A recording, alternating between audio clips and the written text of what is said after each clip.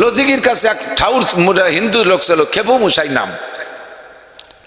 এই খেবু মুসাই মেলা বয়স, সেই সময় মানে 90-95 হয়ে গেছে, মানে এখন দুতি ভরিয়ে আসতো আমার কাছে বসে গল্প গোষ্ঠী দুতি খুলিয়ে খাটের নিচে নেমে যেত, উনি খালি খালি বসে নিচে নেংটা হইয়া। আমি মাঝে মাঝে টেনে টুনে গিরিয়ে দিতাম, আরে বাবা উস নাই। তবে শিক্ষিত লোক, অনেক পণ্ডিত কথা বলতেন, আমার অনেক কিছু শিখেছে, ওনার কাছে অনেক কথা শিখছি। উনি আমারে নিয়ে ধর্মের আলোচনা করতেন, ধর্মের আলোচনা করতে করতে করতে করতে শেষ পর্যন্ত যাইয়া উনি আটকে যেত। কোনদিনও মুসলমানদের সাথে অমুসলমানরা ধর্মীয় আলোচনায় কোনদিনও টিকতে পারবে না। কি বিশ্বাস পারবে? আনের বিশ্বাস যত বড় পণ্ডিত হোক, আমি অত বড় হুজুর না, আমি হারাই দিতে পারবো ইনশাআল্লাহ, এক কদম আগাতে পারবো। তো উনি সুন্দর করে বলতেন, বলতে বলতে আমিও বলতাম, দুই চাচা ভাইয়ের বেটা, আমি যেটা কইতাম দুই চাচা ভাইয়ের বেটা গল্প হতে হতে উনি শেষে যাই আটকে যেত। তা যখন আটকে গেছে তখন বলতেন, চাচা তাহলে এই বুড়ো কালে কলেমাটা পড়িয়ে ফেলাই দেন, আমরা পোড়া দোড়ার মধ্যে নেবো না, কাফন টাফন ভরাই সুন্দর আতর গোলাপ দিয়ে জানাজা পড়ায় কবর দিয়ে দিবানি। বলার পরে কাছে বুঝি তো, কিন্তু শাড়ি কি করে মুরব্বীরা করিয়ে আইছে, মুরব্বীরা এই কথা সূরা লুকমানের ভিতরে আল্লাহ পাক বলেন, ওয়াইদা কিলা লাহুমুত্তাবিউ মা আনজালাল্লাহ, যখন তাদেরকে বলবা তোমরা মানো এই কথা, যে কথা আল্লাহ বলেছেন, যে কথা নবী বলেছেন, এই কথা মানো, এ তখন বলবা, সুন্দর করে বুঝাই দেবা, বসবে না তারা, বসবে বুঝে টুড়ে যখন চলে যাবে তখন কি বলবে, ক্বালু বাল নাত্তাবিউ মা ওয়াজাদনা আলাইহি আবাআনা, যা বলছেন সবই সত্য, তবে বাপ দাদা 14 পুরুষ ধরে করেছে, শাড়ি কি করে।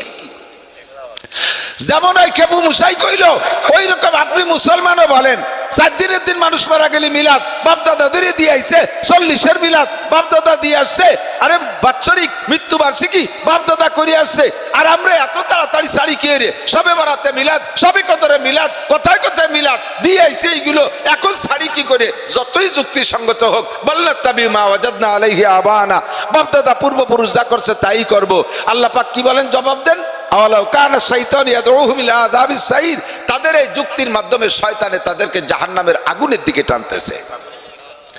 আপনি যদি মোমেন হন, ওই ছোট বাচ্চারে বসান, ওইগুলো মাহফিলের ভিতরে কখনো আনবেন না, ওগুলো মসজিদেও নেবেন না, একটার মধ্যে আরেকটা ঢুকে যায়, কষ্ট হয়। এদিক 7 বছরের আগে পোলা পান্ডে মসজিদে নেবেন না, যেটুকু আছে কয়ে তুই যাই, কব নাকি কেন নেবেন না? আল্লাহ নবীও নিতে কইনে, মুরু সিবিয়ালাকুম বিসসালাতাহুম আবলাউ সাবিসিরিন, 7-এর আগে বুদ্ধি হয় না। বয়সের ধাপে ধাপে আল্লাহ তাআলা বয়সের সাথে বুদ্ধির পরিবর্তন করে দেয়, বয়সের সাথে বুদ্ধির পরিবর্তন, সাথে যাই একটা পরিবর্তন আসে, সাবালেগে যে আরেকটা পরিবর্তন আসে, 32-এর পর আরেকটা পরিবর্তন আসে, 40-এর পরে ফাইনাল পরিবর্তন, এরপরে আল্লাহ তাআলা জ্ঞান পূর্ণ করে দেয়। 40-এর পরে জ্ঞান পূর্ণ হওয়ার কারণে সমস্ত নবীদেরকে আল্লাহ নবুয়ত দিয়েছে 40-এর পরে। কাজেই 40-এর পরে কোনো যত যোগ্য মানুষ হোক তারে এমপি বানাবে না, তারে মন্ত্রী বানাবে না, তারে কোনো পদের দায়িত্ব দিবা না, ওর বুদ্ধি আটা নাই। 40-এর আগে ছেলেমি খেলেমি বুদ্ধি, কতক্ষণ একটা পাকা বয়াসী আবাল গরু, আবাল কয় না আমাকে দিকে আলচস্ত মনে আছে নাকি, তার যে বুদ্ধি একটা পাঙ্কু আইডিয়ার কি সেই বুদ্ধি, ও তো না কুচে একসাথে একদিক দৌড়ি পারে, কিন্তু একটা বুড়ো গরু হিসেব নিকেশ করিয়ে দৌড়ে, ঠিক না 3-4-5 বছরে তা মসজিদে নিয়ে মসজিদে ডিস্টার্ব করে। এত আগের থেকে প্র্যাকটিসের দরকার নেই। এই ব্যাসপুর একদিন নামাজ পড়তেছি, ব্যাসপুর বনমালীপুর মসজিদে, আসরের সময় এক দাদা পুতা টুকেটটা নিয়ে এসে, আসার সময় তারে চকলেট কিনে দিয়েছে। দাদা যখন রুকুতি গেছে চকলেটটা খুলে কয়, দাদা খা। আশেপাশে যে 2জন তাকে নামাজ হবে, হাসি দেবে না? আমি 2-3 জন পরে আমার তো মাথায় আগুন উঠে যাচ্ছে, বাসা আওয়াজ তো যাচ্ছে কানে, কতক্ষণ মন নামাজের মধ্যে রাখা যায়, এই কুয়ারি নামাজের ভিতরে নষ্ট হয়ে যায়। দাদা খাচ্ছে না, খাইছে রুকুর মধ্যে খাই নেই, যখন সাবি আল্লাহ করে দাঁড়াইছে, এখন ও না খায় ছাড়বে না, লুঙ্গি ধরে ঝুলিয়ে পড়ছে, সে ছাতা খুলে গেছে, এবার নামাজ। এই জন্য ওদের নিয়ে আনিছে। এক মসজিদে ইমাম সাহেব দেখি যে ওই ফুতুলেরটা নিয়ে মেম্বারে বসাইতেছে, আল্লাহদের করি বাপের বাড়ি নেড়ু এক টুকটা নিয়ে মেম্বারে বসাইতে নামাজে দাঁড়িয়েছে। ও কি বসে থাকিস? পুরো মসজিদের সব কাতারের মধ্যে তওব একবার করে ফেলাইছে, কাতারে কাতারে তওব করিয়া এর মধ্যে টানি টুনি 2 রিকাত হইছে। তৃতীয় রিকাতে যখন দাঁড়াইছে বাপের জায়নামাজের সামনে পায়জামাটা খুলে সেনসেনায় মুতি দিছে। ইমাম সাহেব নামাজ ছেড়ে দেন, অ্যাক্সিডেন্ট হয়েছে। আর মনে চাচ্ছিল যে ওরে একটা থাপ্পড় দিয়ে অ্যাক্সিডেন্ট আর একটা বানাই দিই। এইগুলো কেন আনো মসজিদ? ওয়াজের মাহফিলে ডিস্টার্ব করে, মসজিদে ডিস্টার্ব করে। বড় বড় 2 জন দাঁড়ায় রইছে, মাঝখানে একটা গ্যাটিস ডুয়ে দিয়েছে এক টুকটা, এই গ্যাটিসটা দুইটারে ডিস্টার্ব করে। সাতক্ষীরে যাই নামাজ পড়তে যে এরম একটা নিয়ে গেছে, আমার সামনে পুরো আইডিও শুয়ে গেছে, সিজদায় দিতে পারি না। নবী পাক বিশ্ববিজ্ঞানী সময়ের মিল করে সমস্ত ইবাদতের হুকুম করে দিয়েছে। হ্যাঁ, সময়ের মিল করে, ব্যক্তির সাথে মিল করে। গরিব মানুষের উপরে যাকাত ফরজ করে নাই, গরিব মানুষের উপরে হজ ফরজ করে নাই, গরিব মানুষের উপরে কুরবানি ওয়াজিব করে নাই, গরিব মানুষের উপরে সদকা বিতরা ওয়াজিব করে নাই। তার তৌফিক নেই, এটা সম্ভব না। নাবালেগের উপরে নামাজ ফরজ করে নাই, নাবালেগের উপরে এই সমস্ত শরীয়তের বিধিবিধান দেয় নাই, তার এখনো বুঝার যোগ্যতা হয় নাই। ফাখলা নালাইক ইন্নাকা বিল ওয়াদিল মুকদ্দাসি তুয়া। মুসা পাহাড়ের নিচে জুতো খুলে আসে, জায়গা কিন্তু বিশাল পবিত্র জায়গা, এখানে জুতো পরে আসা যায় না। তো দুনিয়ার একটা পাহাড়ে যাইতে মুসা নবীকে জুতা খোলাই নিলেন, আপনার আরশে আজিমে দুনিয়ার জুতা পরে কিভাবে আসবো? এই জন্য জুতা জোড়া খুলে আসি। আল্লাহ পাক বললেন, মুসা নবীর জুতা আর আপনার জুতা এক দরে বিক্রি হয় না। মুসার জুতা তুর পাহাড়ে নেওয়া যায় না, আর আপনার জুতায় আমার আরশকে ধন্য করবে। জুতা সহ আসেন। হুজুর জুতা সহ গেলেন, ফাজালাসা বাইনা ইয়াদাইল্লাহ, আল্লাহর সামনে বসলেন। আলা হাইয়াতি তাশাহুদ, আত্তাহিয়াতুস সূরাতে বসলেন। আল্লাহ পাক জিজ্ঞেস করলেন, বিমা জিতা মিন দুনিয়া কা ইয়া হাবিবি, দোস্ত দুনিয়া থেকে কি নিয়ে আসছেন? দোস্তর বাড়ি দোস্ত আসলে তো কিছু প্যাকেট ট্যাকেট আনতে হয়, কি নিয়ে আসছেন? আল্লাহ পাক জিজ্ঞাসা করলেন, নবী পাক বললেন, আত্তাহিয়াতু লিল্লাহি ওয়াস সালাওয়াতু ওয়াত তাইয়্যিবাত। প্যাকেট একটা সামনে দিয়ে দিয়েছে।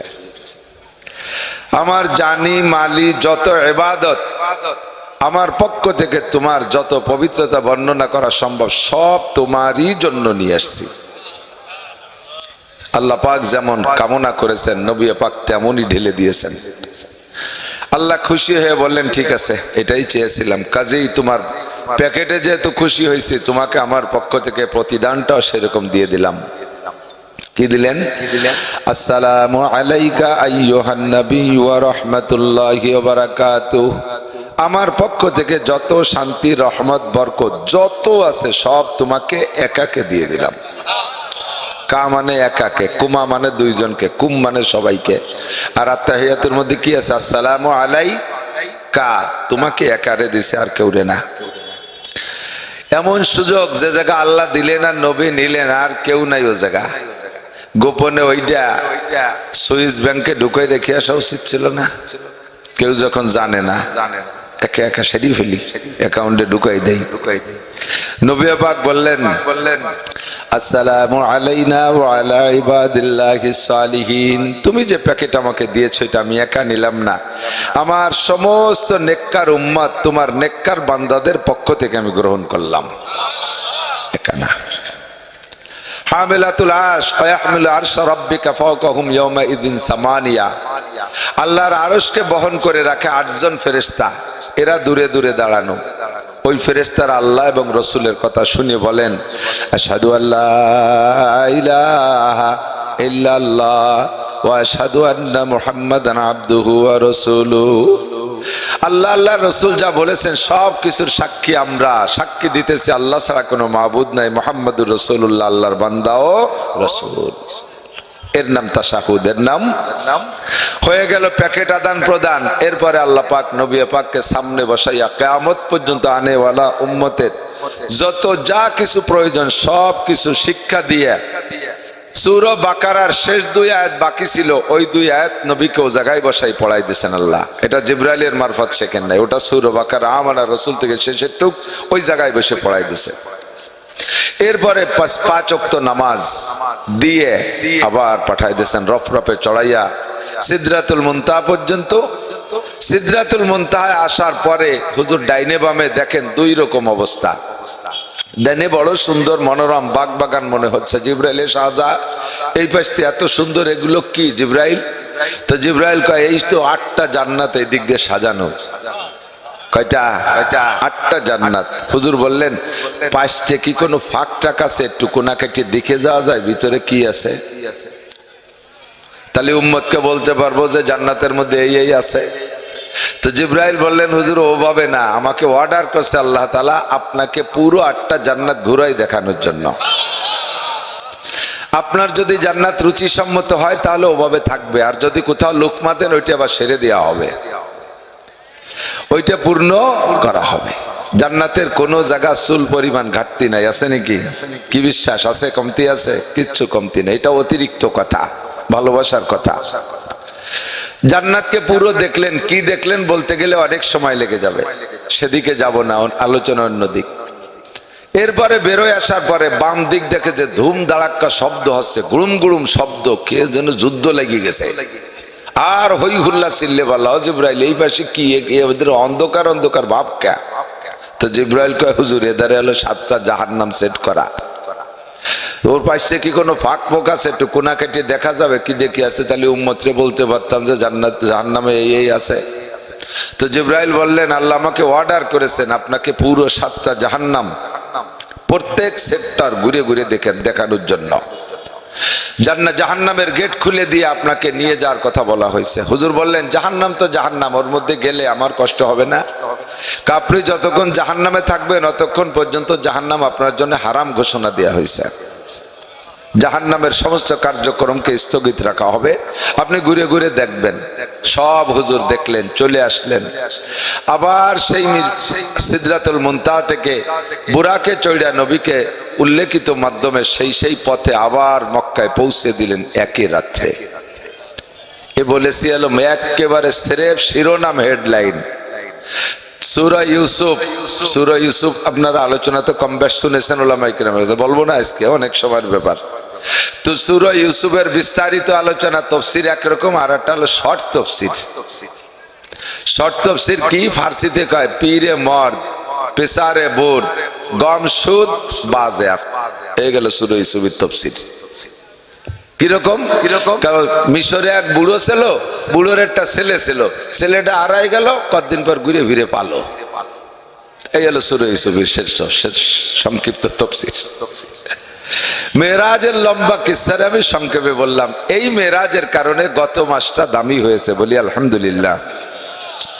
চলতি মাসে শুক্রবারে দিবাগত রাত আসতেছে লাইলাতুল বারাত। আহলে সুন্নাত আল জামাত 4 মাযহাবের ইমামরা একমত, আমাদের আকীদায় আমরা এই কথায় বিশ্বাসী, লাইলাতুল বারাত বড় দামি রাত।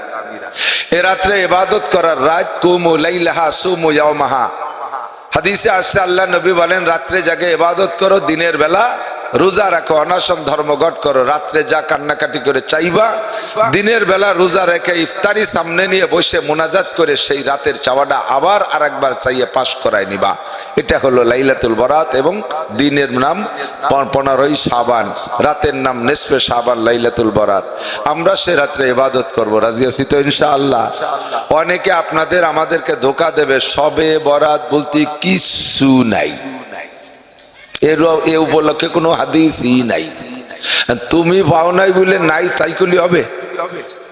আমি যখন লক্ষ্মী ভাষা পড়াই, তার আগে তারাইল ফুকরো পড়াইতাম, তো তারাইল ফুকরো পড়ানো অবস্থায় আমরা যারা ছিলাম মুহাদ্দিসিন উলামায়ে কেরাম, শিক্ষক মন্ডলী, আমাদের ভিতরে একদিন আসরের পরে বসে বসে একটু খোঁজ গল্পের মধ্যে একজন বড় মুহাদ্দিস, অরিজিনালি বড় মুহাদ্দিস এবং বিজ্ঞ, অনেক কিছু জানে, তো উনি আজকে গল্প উঠাইছে আর গল্প করতেছে, আমরা সবাই কান পাইতে শুনতেছি। তো গল্পের মধ্যে উনি বলতেছেন যে সারা পৃথিবীতে নদীর পানি ঘোলা, শুধু বাংলাদেশে, বিশ্বের আর কোন দেশে নদীর পানি ঘোলা না, সব জায়গায় স্বচ্ছ। এটা ভৌগোলিক গল্প না? শুনে সবাই আশ্চর্য হলো, লোকটা এত জানে, সারা পৃথিবীর খবর বলে দিল। শোনার সাথে সাথে আমার মাথার মধ্যে একটু ক্রিমিনালি ঢুকলো, দেখি উনারে লোকমা দেয়া যায় নাকি। তো এর আগে আমার ভারত সফর করা ছিল, দেওবন্দে গিয়েছিলাম, তো ওই সফরের কথা আমার মনে পড়ছে। তা আমি, আমার জানা আছে হাওড়া ব্রিজের নিচে যে নদী গঙ্গা, এ গঙ্গার পানি ঘোলা।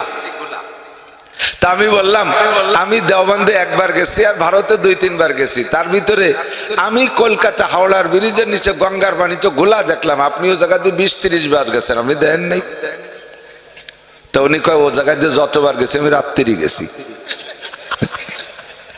যতবার গেছে। তো যে জায়গাতে তুমি রাত্রে গেছো সে জায়গা কিছু নাই, এ কথা কি বলা ঠিক হবে? ও জায়গা অনেক কিছু আছে, তুমি রাতের কারণে দেখো নাই, ঠিক না? ঠিক না? তো যিনি বলেন যে লাইলাতুল বরাত সংক্রান্ত হাদিস নাই, উনি ওই জায়গাতে রাত্রি গেছে, এই জন্য দেয় নাই। যারা দিনের বেলা গেছে তারা ওই জায়গায় অনেক কিছু পাইছে, কথা কর না কেন? ঠিক না? ঠিক না? কাজেই তোমার ওই রাত্রি গল্প আমাকে কাছে দিতে এসো না। আমাকে বাংলাদেশে বহুত দিনই দেহাবিটা মানুষ আছে, বাংলাদেশের কোন দিক দিয়ে এস্টাবলিশ হতে পারে না, স্বয়ং সম্পূর্ণতা অর্জন করতে পারে নাই। প্রত্যেকটা জায়গায় বাংলাদেশ অন্য অন্য দেশের কাছে মুখাপেক্ষী। অস্ত্র কিনতে হবে তুরস্ক থেকে, চায়না থেকে, রাশিয়া থেকে। ভালো চিকিৎসার জন্য বোম্বে যেতে হবে, চেন্নাই যেতে হবে, মাদ্রাজ যেতে হবে, সিঙ্গাপুর যেতে হবে, লন্ডন যেতে হবে, তার জন্য বিদেশে যাওয়া লাগে, ঠিক কিনা? ঠিক কিনা? পেঁয়াজে শর্ট পড়লে আর এক দেশের কাছ থেকে আনা লাগে, চাউলি শর্ট পড়ে আর এক দেশে, জিরিয়ে গরম মশলা তো হয় না, ফল ফ্রুট সব বিদেশের থেকে, ঠিক না? ঠিক না? কোন চাই বাংলাদেশিরা এখনো পূর্ণতা অর্জন করতে পারে নাই।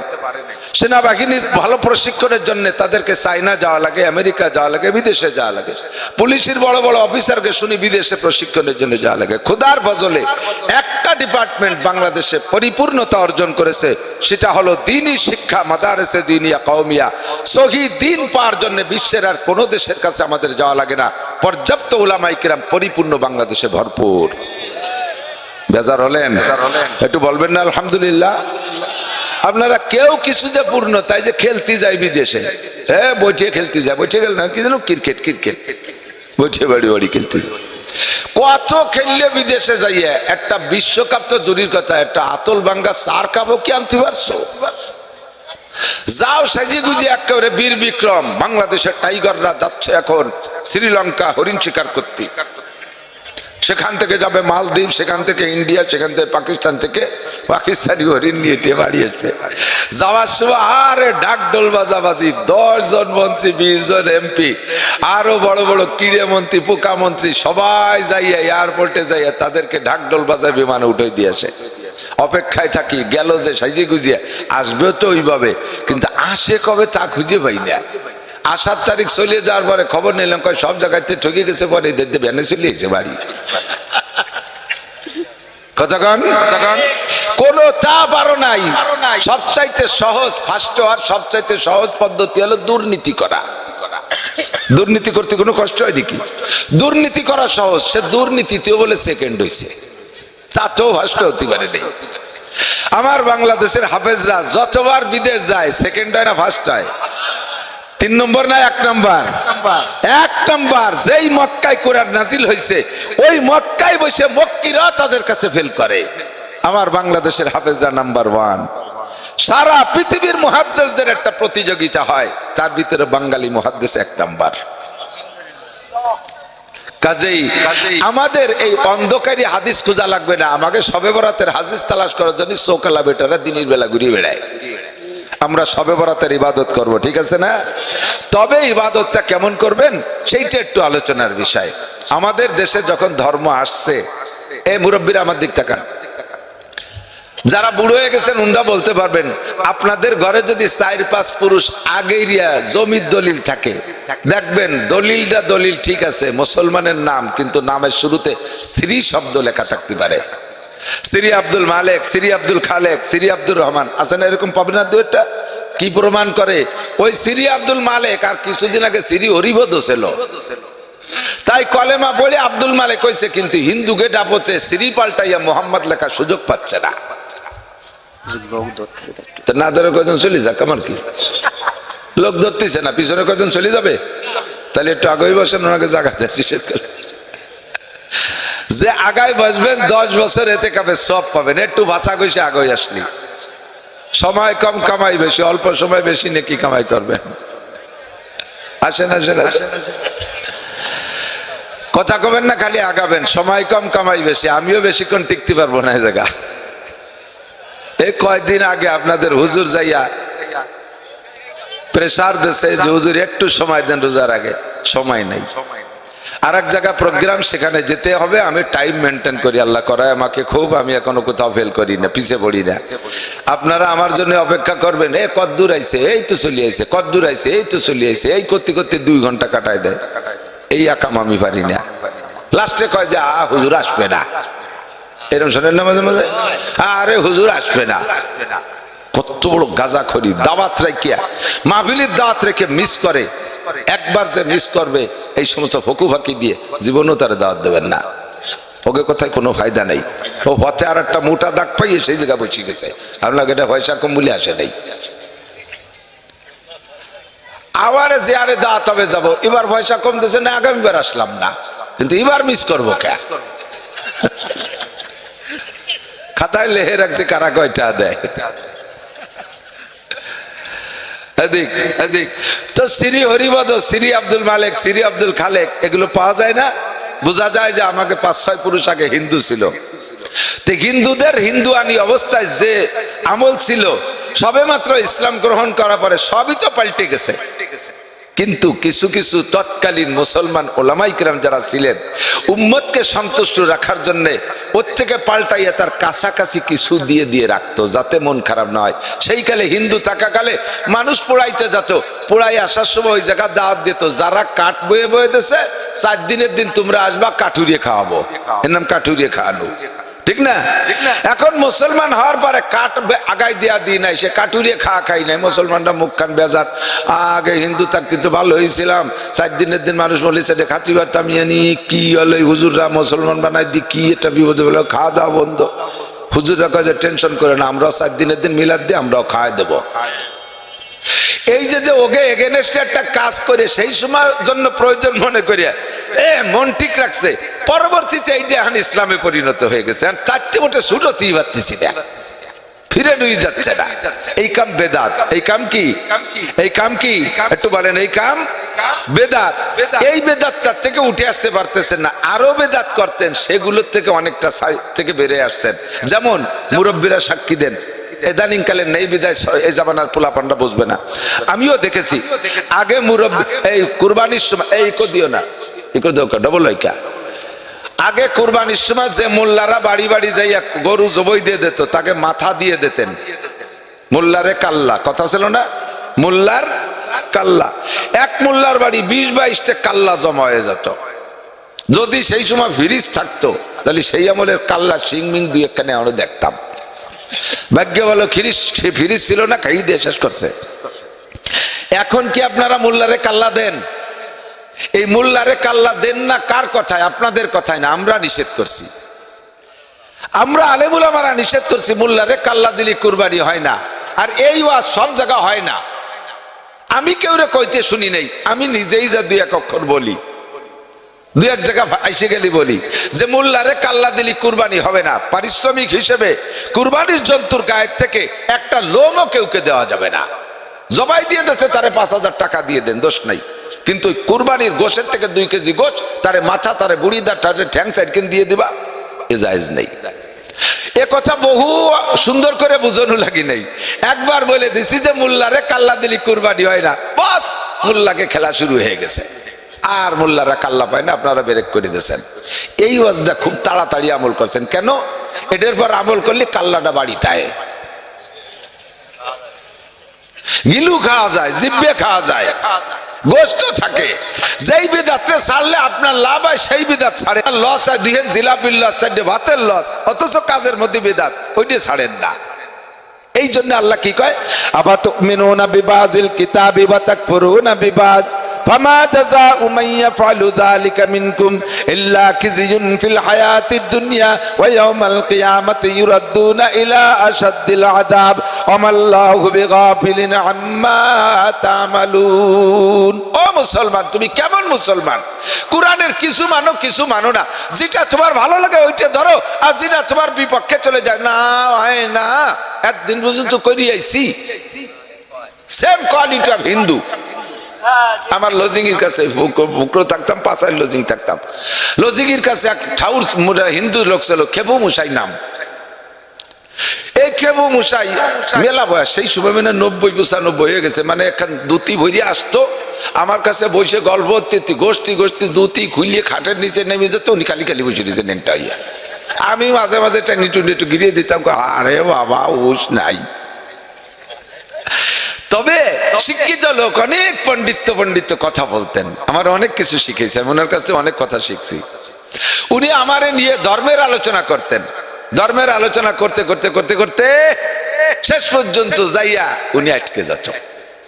কোনোদিনও মুসলমানদের সাথে অমুসলমানরা ধর্মীয় আলোচনায় কোনোদিনও টিকতে পারবে না। কি বিশ্বাস পারবে?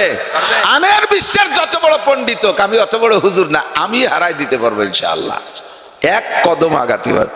তো উনি সুন্দর করে বলতেন, বলতে বলতে আমিও বলতাম, দুই চাচা ভাইয়ের বেটা, আমি যেটা কইতাম দুই চাচা ভাইয়ের বেটা গল্প হতে হতে উনি শেষে যাই আটকে যেত।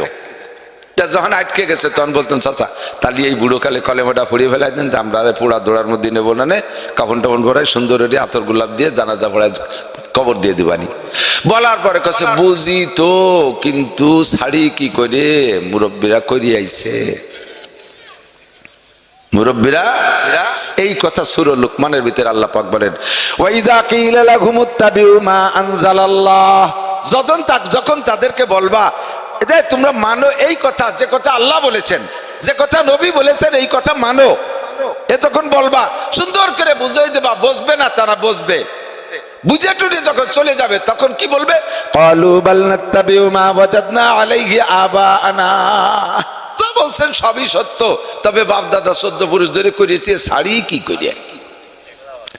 যেমন ওই খেবু মুসাই কইল, ওই রকম আপনি মুসলমানও বলেন 4 দিনের দিন মানুষ মারা গেলে মিলাদ বাপ দাদা ধরে দিয়ে আইছে, 40-এর মিলাদ বাপ দাদা দিয়ে আসছে, আরে বাৎসরিক মৃত্যুবার্ষিকী বাপ দাদা করে আসছে, আর আমরা এত তাড়াতাড়ি শাড়ি খেয়ে রে সবে বরাতে মিলাদ, সবে কদরে মিলাদ, কোথায় কোথায় মিলাদ দিয়ে আইছে, এইগুলো এখন শাড়ি কি করে, যতই যুক্তিসঙ্গত হোক, বাল্লাত তাবি মা ওয়াজাদনা আলাইহি আবানা, বাপ দাদা পূর্বপুরুষ যা করছে তাই করব। আল্লাহ পাক কি বলেন, জবাব দেন, আওয়ালাউ কানা শাইতান ইয়াদউহুম ইলা আযাবিস সাইর, তাদের এই যুক্তির মাধ্যমে শয়তানে তাদেরকে জাহান্নামের আগুনের দিকে টানতেছে। আপনি যদি মোমেন হন, ওই ছোট বাচ্চারে বসান, ওইগুলো মাহফিলের ভিতরে কখনো আনবেন না, ওগুলো মসজিদেও নেবেন না, একটার মধ্যে আরেকটা ঢুকে যায়, কষ্ট হয়।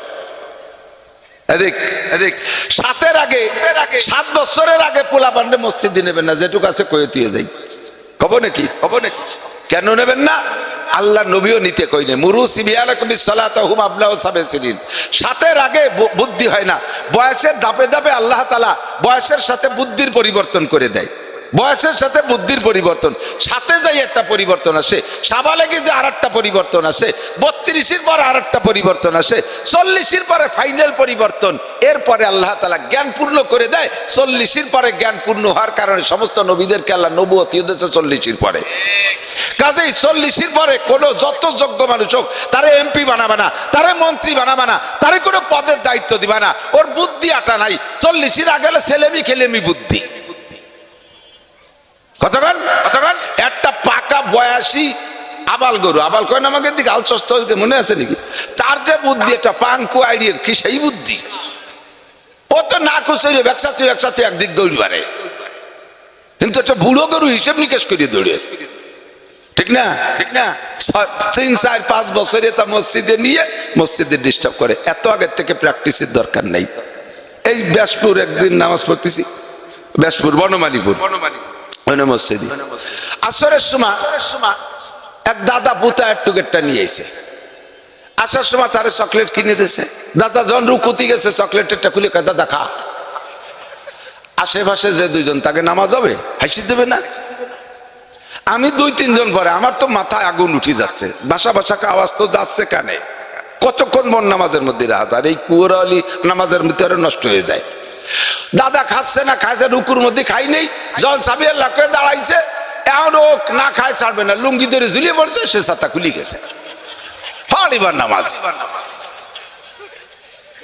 এই জন্য ওদের নিয়ে আনিছে। এক মসজিদে ইমাম সাহেব দেখি যে ওই ভুতুলেরটা নিয়ে মেম্বারে বসাইতেছে, আল্লাহদের করি বাপের বাড়ি নেড়ু একটুকটা নিয়ে মেম্বারে বসাইতে নামাজে দাঁড়িয়েছে, ও কি বসে থাকছিস? পুরো মসজিদের সব কাতারের মধ্যে তওব একবার করে ফেলাইছে, কাতারে কাতারে তওব করিয়া এর মধ্যে টানি টুনি 2 রিকাত হইছে, তৃতীয় রেখাতে যখন দাঁড়াইছে বাপের জায়নামাজের সামনে পায়জামাটা খুলে সেনসেনায় মুতি দিছে। ইমাম সাহেব কয় নামাজ ছেড়ে দেন, অ্যাক্সিডেন্ট হয়েছে।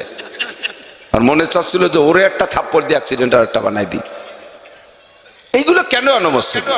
ওয়াজের মাহফিলে ডিস্টার্ব করে, মসজিদে ডিস্টার্ব করে। বড় বড় দুইজন দাঁড়াইছে, মাঝখানে একটা গ্যাটিস ডুয়ে দিয়েছে একটুকটা, এই গ্যাটিসটা দুইটারে ডিস্টার্ব করে। সাতক্ষীরে যাই নামাজ পড়তে যে এরম একটা নিয়ে গেছে, আমার সামনে পুরো আইডিয়ে শুয়ে গেছে, শেষ দায় দিতে পারি। নবী পাক বিশ্ববিজ্ঞানী সময়ের মিল করে সমস্ত ইবাদতের হুকুম করে দিয়েছে। হ্যাঁ, সময়ের মিল করে, ব্যক্তির সাথে মিল করে। গরিব মানুষের উপরে যাকাত ফরজ করে নাই, গরিব মানুষের উপরে হজ ফরজ করে নাই, গরিব মানুষের উপরে কুরবানি ওয়াজিব করে নাই, গরিব মানুষের উপরে সদকা ফিতরা ওয়াজিব করে নাই। তার তৌফিক নেই, এটা সম্ভব না। নাবালেগের উপরে নামাজ ফরজ করে নাই, নাবালেগের উপরে এই সমস্ত শরীয়তের বিধিবিধান দেয় নাই, তার এখনো বুঝার যোগ্যতা হয় নাই। আমরা জন্মসূত্রে মাথায় চুল নিয়ে জন্ম নিছি না? হ্যাঁ হ্যাঁ, চুল হয়েছে কয়দিনই, অনেকের মাথায় কিন্তু বড় বড় চুল হয়, ঠিক না? শুরুতে 4 মাস তো আপনার অস্তিত্বই ছিল না। 4 মাসের মাথায় যে একটা মানুষ হয়েছেন, 8 মাসে আপনি ডেলিভারি হয়েছেন, 4 মাস আপনি মার পেটে চুল হওয়ার জন্য সময় দিয়েছেন। 4 মাস মায়ের পেটে শিশু বাচ্চা ছায়া জায়গা পেটের মধ্যে থেকে যত বড় চুল বানাইলো, দুনিয়ায় আসার পরে কিন্তু 4 মাসে অত বড় চুল হয় না। দেখছেন অনেকের মাথায় বড় বড় চুল। তো যে আল্লাহ তাআলা মায়ের পেটে রেখে এত বড় চুল দিতে পারছে, ওই আল্লাহ তাআলা মায়ের পেটে রেখে দাড়ি দিতে পারতো কিনা? দাড়ি দেয়নি কে? দাড়ির আলাদা সম্মান আর চুলের আলাদা সম্মান। চুলের হুকুম হলো জন্মের পরে 7 দিনের দিন কাটিয়ে ফেলতে হবে, আর দাড়ির হুকুম হলো মুখে গজালি কোনোদিন কাটা যাবে না। নবজাতক বাচ্চা, নবী পাক বলেন, যেই ব্যক্তি মান আকালা মিন হাযিহি শাজারাতিল মুনতানাতে জাররুহু বিউনুকিহি ফালা লা ইয়াদখুল ফি মসজিদিনা হাযা, যেই ব্যক্তি এই দুর্গন্ধ গাছের অংশ খেয়ে মুখে দুর্গন্ধ বানাইলো, হাত্তাল্লাহ হাসান আল বাসাল, গাঁজা, মদ, এবা, ফেনসিডিল, হিরোইন, এমনকি পেঁয়াজ আর রসুন যদি খায়, বিড়ি খায়, ধূমপান করে, মুখে যদি দুর্গন্ধ হয়, ওই লোকগুলো মসজিদে আসবে না। জাররু বিউনুকিহি ওয়ালা তাকুজ বিলিহিয়াতিহি, ওই লোকটাকে ঘাড় ধরে গলা ধাক্কায় বের করে দাও, তার দাড়ি ধরবা না। দাড়ি বড় সম্মানী অঙ্গ, দাড়িতে হাত দিবা না, ওরে গলা ধাক্কায় বের করে দাও। দাড়ি সম্মানী অঙ্গ, জন্মের পর থেকে সে সম্মান নিয়ে জন্ম নেয়, এই দাড়িতে মুখের ভিতরে গজায় সম্মানের সাথে। নবজাতক বাচ্চা, দুধের বাচ্চা, সে দাড়ির সম্মান করতে পারে না, দাড়ির ইজ্জত করতে পারে না, দাড়ির যত্ন করতে পারে না। ওয়াইল ক্লথের পর শোয়ায় রাখলে দেখবেন ছোট ছোট বাচ্চারা পেশাব পায়খানা করে ঘুলাই পুলাইয়া মুঠ ধরে খাওয়াও শুরু করে, মাথায় মাহায়, পেটে মাখায়। ওই বয়সে সে দাড়িরে যত্ন করতে পারবে না। এই জন্য আল্লাহ জন্মের সময় দাড়ি দেয় নাই, আল্লাহ দাড়ি দেশে পরে যখন দাঁড়ায় দাঁড়ায় বাগানের মধ্যে দাঁড়াইয়া কের কাছে হ্যালো হ্যালো টেলিফোন করা শিখবা, ওই সময় তোমার বুদ্ধি, দাড়ির বুদ্ধি হবে। তাই 16, 17, 18 বছর বয়সে আল্লাহ দাড়ি দেয়। আর চুল দেশে জন্মের সাথে সাথে, কারণ চুলের মাসালা হলো 7 দিন পরে কাইটে ফেলবা, চুলের ওজনে সোনার উপর সদকা করে দিবা। সময়ের পার্থক্য আল্লাহ তাআলা শরীয়তের বিধিবিধান পার্থক্য করে দেশে কিনা? ছোট নাবালেক, দুধের বাচ্চা, এগুলোরে মসজিদে নিবা না। 3, 4, 5 বছরগুলোকে মসজিদে নিবা না, 7-এর আগে নিবা না। 7-এর আগে এই ছোটগুলো ভাজদেবে, এই অ্যানসারটা ওই ভাজদেমি করে, ও কি বোঝে? ও বোঝে না বলে করে। আপনি রাগন কে? আমারে কয় আপনি রাগন, ও কি বোঝে? তা বোঝে না তা আনছো কে? এই যে দারোগার গাই, জানেন না দারোগার গাই? মসজিদ দারোগার গাই মসজিদ গুয়ালিতে ছুটিয়ে মসজিদে যাইয়ে রাত্রি দরজা খোলা পাইছে, যাইয়ে নেদায় সেনায় শুয়ে জাগর কাটতেছে। মুয়াজ্জিন সাহেব ভোরবেলা ফজরের নামাজ পড়তে এসে মসজিদে ঢুয়ে দিয়েছে, গরু একটা শুয়ার, এই নেদায় সেনায় নষ্ট হচ্ছে। কিডাই অশুভ শীতকালী দিন গোল চাপ করবে। রাগে জ্বালায় পাইছিল কেড়াইল বাড়িতে বেড়াতে গাইতে বের হয়েছে। যে বাড়ির গাই সেই বাড়ি গেছে, গাই জাতি জাতি দারোগার বাড়ি গেছে। দারোগাই উপরতে লাগতে দেয় যে গাই রে বাড়ি হচ্ছে, 60 বাড়ি হচ্ছে। উপরতে গায়ে আমার গাই বাড়ি কিনা? কার গাই? আপনার গাই না, যার গাই মজা তার গাই। মসজিদ কি আছে দেখছেন? মসজিদ কখনো সাফ করতে আপনি গেছেন? এভাবে মসজিদ নষ্ট করে দারোগা কয় যে ও কি বোঝে? পাগল, ও বোঝে না। গেছে আমারে কোনোদিন দেখছিস মসজিদে? আমি বুঝি, আমি মসজিদে জানি, ও না বুঝে ঢুয়ে পড়ছে। যতদিন না বুঝে অতদিন যায়। 16, 17, 18 বছর হলি সে সময় বুঝবে, আর টাইনিও নিতে পারবা না। ওই অসময় নিয়ে যদি প্রেশার দাও তাহলে উল্টো হয়ে যায়। কথা সরে চলে গেছি অনেক দূর। আমার দিক তাকান। তাহলে প্রত্যেকটা ইবাদত হইতে হবে কেমন? আখলিস দীনাকা ইয়াকফিকাল আমালুল কলিল, তোমার ঈমানকে খাঁটি করো, আমলকে খাঁটি করো, অল্প না আমলই নাজাতের জন্য যথেষ্ট হইবে। ওমা উমিরু ইল্লা লিয়াবুদুল্লাহ মুখলিসিনা লাহুদ্দিন, প্রত্যেকটা ইবাদত করব একমাত্র কার জন্য? একটু কান্না কার জন্য? শবে বরাত কার জন্য? শবে কদরের ইবাদত কার জন্য? নামাজ রোজা আল্লাহর জন্য, হজ যাকাত আল্লাহর জন্য, জিকির ফিকির আল্লাহর জন্য, তবলিগ সরমনাই আল্লাহর জন্য, ফরজ ওয়াজিব আল্লাহর জন্য, তিলাওয়াত জিকির ফিকির সব আল্লাহর জন্য, দান খয়রাত আল্লাহর জন্য, নামের জন্য কিছুই করব না, ঠিক কি ঠিক না? আর ইবাদতকে পরিষ্কার রাখবো, ইবাদতকে নোংরামি থেকে বাঁচায় রাখবো, কোনো প্রকার খারাপই যেন আমার ইবাদতের মধ্যে না ঢোকে। কতক্ষণ? আপনি বাজারে গেছেন 1000 টাকার বান্ডিল নিয়া, 1000 টাকার বান্ডিল, এই টাকাগুলো 1000 টাকার নোট তো বাংলাদেশের সবচেয়ে বড় টাকা। 1 লক্ষ টাকা নিয়ে গেছেন, কেনবেন পরান বইয়ে, কিন্তু টাকা খুলে যখনই দোকানদারে দেন, দোকানদারের হাতের মধ্যে সন্দেহ হয়, গসা দিয়ে কয় কাগা টাকা আলো জাল, দেবে আপনারে মাল, খাবেন আপনি জাল, খাবেন জাল, টাকা আপনার জাল, পাবেন না মাল, শুরু হবে জাল, পুলিশ যাই করে আপনারে অ্যারেস্ট করাই দেবে। এবার টাকা জাল না, টাকা ভালো, টাকা পিওর, কিন্তু টাকার মাঝখানে এক একটা টাকার ভিতরে 2-3 ফুটুও দেবে আপনারে মাল, এ জায়গাও থাকবে না তাল, ঠিক কি ঠিক না? টাকা আপনার ফুটো না, কিন্তু কোনায় দিয়ে খানিক জায়গা কাইটে ছিঁড়ে গেছে, ওই জায়গা নাম্বার নাই, তাও আপনারে টাকা খাবে, মাল দেবে দেবে না। আপনি যে ইবাদত করবেন, এই ইবাদত সম্পর্কে আল্লাহ পাক বলেন, ইবাদতের একটা প্রতিদান আমি আল্লাহ পাক দুনিয়ায় রেখেছি, আর একটা প্রতিদান আমি আখিরাতে রেখেছি। দুনিয়ার প্রতিদান দুনিয়ায় পাইতে হলে তাও তোমার ইবাদতের মধ্যে মাধ্যমে পাইতে হবে। দুনিয়ায় তুমি সুখ চাও, শান্তি চাও, দুনিয়ায় মানুষের সুখে থাকতে চান, চান কি চান না? সুখে থাকতে চান সবাই। সুখ 2 জিনিসের নাম। কয় জিনিস? 2 জিনিসের নাম সুখ। কথা কি বুঝতেছেন? কয় জিনিসের নাম সুখ? 2 জিনিসের নাম। জানেন না কি কি? আমি বলে দেই, সবাই জানেন, বলার সাথে সাথে স্মরণ হবে। মাত্র 2টা জিনিসের নাম সুখ। দুনিয়ার সুখ শান্তি আর কিছুর মধ্যে না, মাত্র 2টা জিনিসের ভিতরে। একটা হলো আমার প্রয়োজনীয় সামগ্রী, যাকে আরবিতে বলে রিজিক। আরবিতে বলে রিজিক, রুজি। আমার রুজি রিজিক পর্যাপ্ত পরিমাণ আমার হাতের নাগালে আসা, করায় ক্ষমতার মধ্যে থাকা, হাতের নাগালে পাওয়া, পাইতে কিনতে আমার বিদেশে যাওয়া লাগে না, এবং বাড়ির দ্বারে পাইতা করায় ক্ষমতার মধ্যেই আছে।